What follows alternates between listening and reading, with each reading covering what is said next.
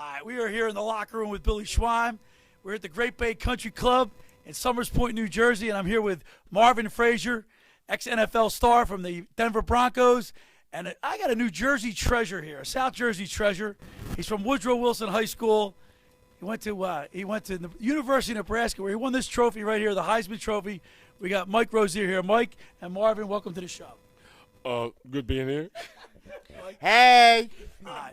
Hey, Mike. This is a pretty heavy. This is some heavy equipment you got here. It's very heavy equipment. It's been around for a while. Unfortunately, I won it in '83, but I gave it to my mother. So it's my mother's, but I borrowed it from her to come down here and do your show. I'll tell you what. We had a great day today, Marvin and Mike. We played at the Great Bay Country Club. I'd like to thank Will Araby and Radio Ron Ralston. What do you call him? Radio Raheem. Radio Raheem. We had a great day golfing. But, Mike, let me ask you a question, Mike. You are a part of an exclusive club, and what's that mean to you? It means a lot. I mean, when I'm gone, my son right now is 13-year-old.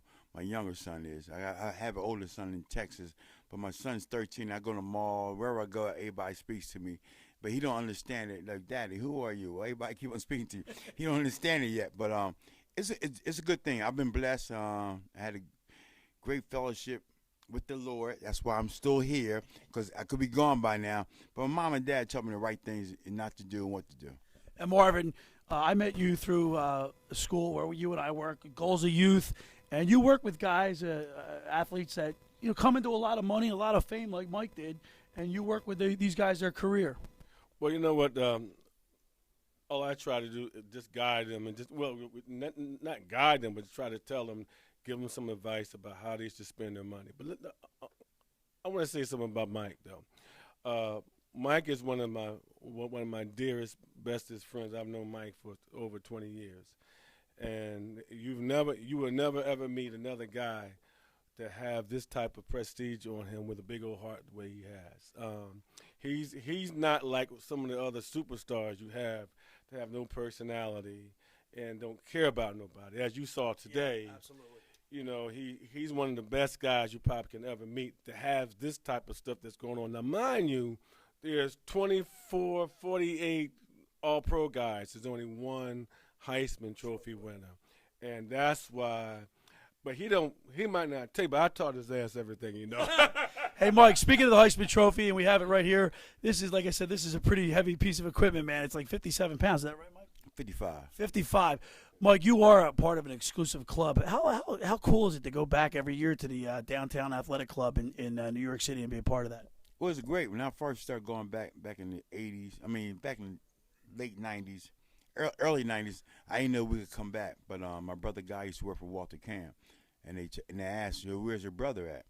And I decided to start going back and forth. But it was a great privilege to see a bunch of guys won it before me. Jay Bayringer, he was the first guy who won it, and I got pictures with him. His second winner, I got pictures. We used to hang out, drink, smoke cigarettes. Yeah, we smoked cigarettes.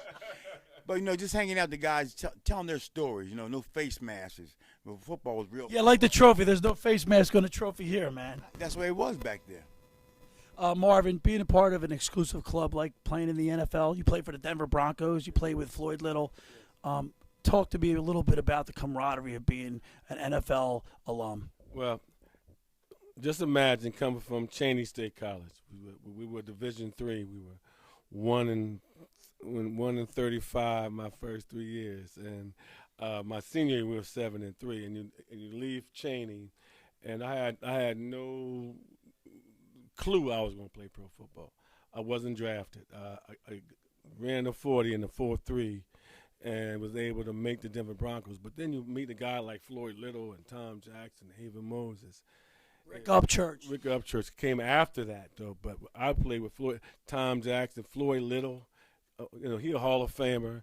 And to have him as being one of my best friends around, that he always tells, as he told Mike, he was one of my favorite teammates. We had a good time together. So it was big for me coming from Cheney State College. I was trying to tell Mike about being from Nebraska, historical white college. I went from a historical black college.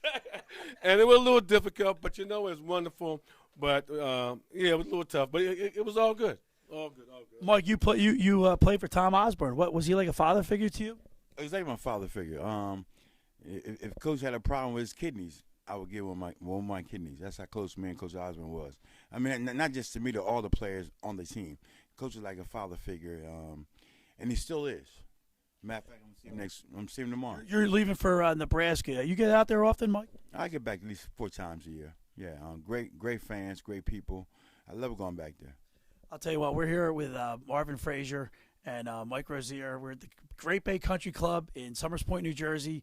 We had a great day golfing today. I want to thank you guys for coming in and being my guest. And I want to thank Radio Ron Raul. Radio Raheem. Radio Raheem. This is Billy Schweim from the locker room signing off. I want to thank Marvin and Mike, and we'll talk to you next time.